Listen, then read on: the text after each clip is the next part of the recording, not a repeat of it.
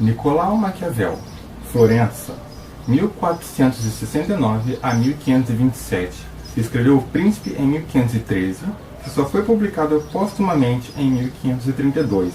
Dedicou a Lourenço de Médici II, neto de Lourenço, o Magnífico, na esperança de que este assumisse a empreitada de expulsar da Itália os invasores e mercenários estrangeiros. Naquele tempo, o período de Renascimento, as principais potências no território italiano eram o Ducado de Milão, a República de Veneza, a República de Florença, o Reino de Nápoles e os Estados Pontífices. E hoje a gente vai conversar então sobre esse livro maravilhoso que é O Príncipe, do Nicolau Maquiavel. Um livro que me surpreendeu muito, né? E que provavelmente vai surpreender você também, né? Que leu este livro. Inclusive, se você não leu, leia.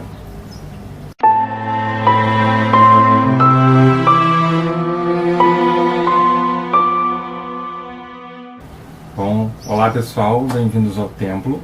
Hoje então a gente vai conversar sobre O Príncipe, do Maquiavel, né? E antes de a gente conversar um pouco sobre esse livro, eu queria dizer que ele é da editora Hunter Books, né? Então ele é essa ediçãozinha aqui, essa capa branca. Tem umas 200 páginas, umas 200 páginas. E ele veio num box, né? Que eu comprei, que se chama O Essencial da Estratégia. E nesse box vem 3 livros, que é O Príncipe, do Maquiavel. Também vem A Arte da Guerra, do Sun Tzu, também quero muito ler. E também vem o livro dos 5 Anéis, do Musashi, né? Todos eles falam sobre guerra, né? Sobre questão de gerenciamento dos estados, assim como O Príncipe, do Maquiavel. E junto desse box eu comprei também O Essencial da Filosofia Grega. Aqui tem Apologia de Sócrates, A Teoria das Ideias e Poética e tópicos 1, 2, 3 e 4, né? Escritos respectivamente por Platão e Aristóteles. Os 2 primeiros foram pelo Platão e o último foi pelo Aristóteles. Mas a gente não vai conversar sobre esse. E, inclusive, este box estava muito barato. Eu lembro que eu comprei, acho que foi por R$12, 13, 15, por aí. Então, aproveitei e comprei os 2 porque estavam no mesmo preço. Até mais barato, R$9,90, não lembro. Então, vem esses 3 livros. Mas o que eu mais queria ler era O Príncipe, do Maquiavel, que era um livro que eu estava louco para ler. Só que fazer a resenha desse livro não vai ser fácil, né? Porque não é um livro de história, é um livro mais sobre filosofia, política, né? Então eu provavelmente não sou muito desse assunto, não sei muito sobre o assunto, mas vou tentar, né, falar o máximo que dá para falar desse livro, sabe? Enfim. E segunda coisa que eu queria dizer também é que acho que, como a maioria das pessoas, a gente achava que o Nicolau Maquiavel ele era uma pessoa ruim, né? Até porque as pessoas usavam esse termo maquiavélico, que vem do sobrenome dele, né? De ser uma pessoa ruim, né? Cruel. Mas na verdade o Maquiavel não era esse tipo de pessoa, não. E eu descobri isso depois de ler, né? Então, assim, anos depois, né? Eu sempre achei realmente que ele fosse uma pessoa cruel. Inclusive por ele ser dono daquela frase famosa que todo mundo conhece, que é: os fins justificam os meios, né? Então, o que isso quer dizer? Quer dizer que para você alcançar o seu objetivo, tudo que você teve que fazer lá atrás valeu a pena. Então, por exemplo, né, assim, jogando numa coisa atual, se você teve que magoar alguém, se você teve que pisar em alguém, para você conseguir alguma coisa que você queria muito lá no final, isso é justificável, né? Não gosto muito dessa frase, não, porque eu não acredito nisso, sabe? Eu acho que para você conseguir seu objetivo, você pode muito bem usar outros meios que não sejam cruéis, né? Mas enfim, ele não é essa pessoa cruel, apesar dessa frase. Descobri isso lendo O Príncipe, porque nesse livro muita coisa do que ele fala, às vezes é muita coisa que está acontecendo com o país. E também ele falava de uma forma que, como era gerenciado os estados, naquela época. Então ele falava, é assim, é desse jeito, se você fizer isso vai ter sucesso. Coisas que as pessoas não falavam, não comentavam. Então às vezes por isso mesmo que achavam que ele era tão cruel assim. Esse livro a gente pode dividir ele assim, de uma forma. Metade do livro ele vai falar sobre os príncipes, né, quem governa os estados, e a outra metade ele vai falar sobre os principados, né. Então primeiro ele vai falar sobre o ser capaz, né, o príncipe que é capaz, que é sábio, que vai saber governar o estado e como os estados eram conquistados. Então ele vai dar diversas formas, tipo se o príncipe conquistava com arma, se o príncipe tinha habilidade própria e também se ele tinha sorte, né, ou como ele usa aqui, virtude, né. E essa virtude aqui na verdade é em referência à sorte mesmo. E também ter o poder de gerenciar os estados, né. Enfim, é bem complicado mesmo resumir esse livro, né. Vou falar uma das frases que eu anotei, que eu gostei muito, né. Uma delas ele comenta no capítulo 6 dessa edição, que é sobre novos principados conquistados com armas e habilidades próprias, né. Quando o príncipe usa armas e a virtude dele mesmo, né, de conquistar aquele estado e tal, ele fala algumas formas do príncipe conquistar aquele estado e ter sucesso, né. E ele fala que se você não seguir esse passo a passo, com certeza vai ser um fracasso total. Tem uma frase que ele também disse no livro: as memórias e as motivações para a mudança são perdidas, pois uma mudança sempre deixa aberto o caminho para outra mudança. E é verdade. Você muda uma coisa e se você não fixa aquilo e se você não para, muda uma coisa e vai deixar um caminho para você mudar outra coisa, vai mudar outra coisa, vai mudar outra coisa, e sempre vai ficar mudando e nunca vai ficar fixo, nunca vão trabalhar do mesmo jeito. Então você nunca vai conseguir fixar essa ideia, sabe? Então, enfim.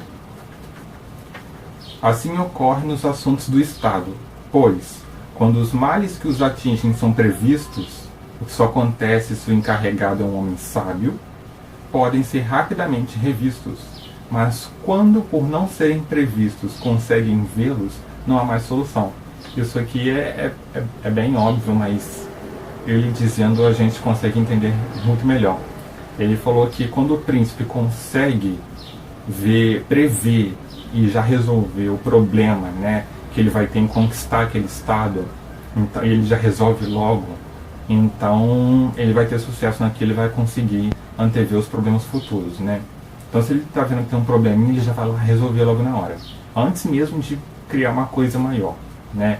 Agora, se o cara vê que está tendo um probleminha, mas que ele acha que não é nada demais e vai deixar para lá, no futuro ele vai criar uma coisa maior, né, e aí não vai ter mais como ele solucionar. Eu respondo, aqui nessa parte ele fala sobre dois tipos de principados, né, quando é governado por príncipe e quando é governado por barões. Eu respondo que os principados dos quais temos registros são governados de duas formas. Ou por um príncipe com um grupo de servos que o ajudam a governar o reino como ministros escolhidos por ele, ou por um príncipe e barões, que mantêm essa posição com o passar do tempo devido ao seu sangue e não pela graça do príncipe. Esses barões têm estados e seus próprios súditos, que os reconhecem como senhores e dedicam a eles natural afeição. Os estados que são governados por um príncipe e servos têm um príncipe com maior autoridade, porque em toda a sua província não existe alguém reconhecido como superior a ele. E se os súditos obedecem a alguma outra pessoa, fazem-no em razão de sua posição de ministro e oficial, e não lhe dedicam nenhuma afeição especial. Então aqui ele fala que o príncipe governa, né? Então é o príncipe e os servos dele, então os servos vão ficar afeiçoados ao príncipe, vão obedecer só ao príncipe, ou é governado pelos barões e o príncipe, só que os barões, né, eles que são reconhecidos como senhores pelos próprios súditos, né, então não é o príncipe no caso. Então é bom que o príncipe governe aquilo ali sozinho com os servos dele, né. quando os estados que forem adquiridos estiverem acostumados a viver sob leis próprias e em liberdade, existem 3 caminhos que podem ser trilhados por aqueles que desejam mantê-los. O primeiro é arruiná-los. O segundo é habitar no Estado. E o terceiro é permitir que continuem vivendo sob suas próprias leis, arrecadando um tributo e criando dentro dele uma oligarquia que se manterá fiel a você. Então aqui ele fala que, né, tem 3 caminhos aqui para você governar e ter sucesso num Estado. Primeiro é você acabar com aquilo, né? Conquistou um Estado X. Você chega lá e desfaz tudo, quebra tudo, destrói tudo, e o príncipe vai lá e reconstrói a sua imagem, vamos dizer assim, né? Mas ele também disse que você pode conquistar um Estado desde que você deixe as leis do povo, mas que você arrecada algum tributo sobre aquilo, né? Então arrecadar algum dinheiro e tal, né? Porque ou você arruína aquele Estado e constrói tudo sobre a imagem do novo príncipe que conquistou aquele território, ou ele deixa o povo viver sob as leis próprias, mas tem que arrecadar alguma coisa, né? Ou senão ele deixa alguém que é fiel a ele lá comandando para ele, sem ele precisar estar no território, né? Porque o Maquiavel ele enfatiza em vários capítulos que é importante que o príncipe, depois de conquistar, que ele permaneça naquele lugar. E que provavelmente pode acontecer de dar errado se ele conquistar e deixar aquilo ali ao léu, sem ninguém para comandar.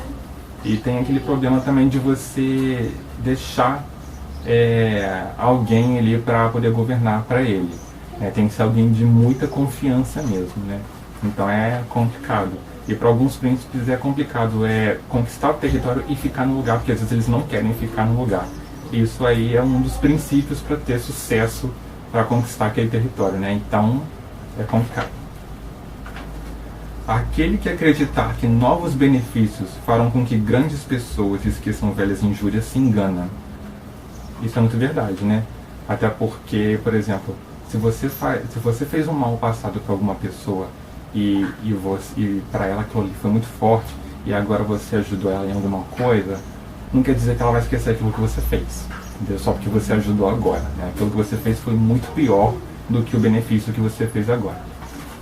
Então, isso é bem verdade, na verdade bem atual. E essa que eu acho que talvez foi o que ele disse que eu gostei mais ainda. Deus tem se manifestado, o mar se abriu, uma nuvem revelou o caminho, a pedra verteu água, choveu maná, tudo contribuiu para a sua grandeza. Você deve fazer o restante. Deus não está disposto a fazer tudo, e assim tirar o nosso livre-arbítrio, e parte da glória que compete a nós. Então ele fala o seguinte: Deus prepara tudo para você, mas também você tem que fazer a sua parte. Então assim, não adianta, e a gente tem livre-arbítrio, né, pra gente fazer o que a gente quer. Então é como se, tipo assim, o caminho tá aqui, é só você seguir e fazer o resto. E então você não pode esperar que Deus faça tudo por você. Então essa frase eu acho que ficou bem atual mesmo, sabe? Eu acho que essa frase me marcou mais no livro todo. Tem muitas frases que marcaram, que foram essas que eu escrevi, mas eu acho que essa me marcou mais, porque é basicamente o seguinte: Deus faz a parte dele e você faz a sua. Então se você tá esperando que Deus faça tudo, aí não dá, né? Então é o seguinte, esse livro ele é muito bom, realmente.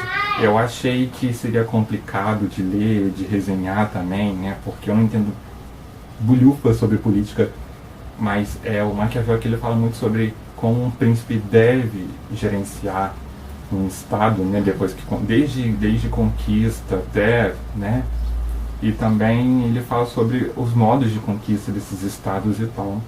E sobre os próprios homens, principalmente, né? Ele começa a primeira parte do livro falando sobre os próprios homens, como eles têm que ser, né? Sábios e têm que saber fazer crueldade, mas ao mesmo tempo ter bondade para poder não fazer as crueldades, né? E tal.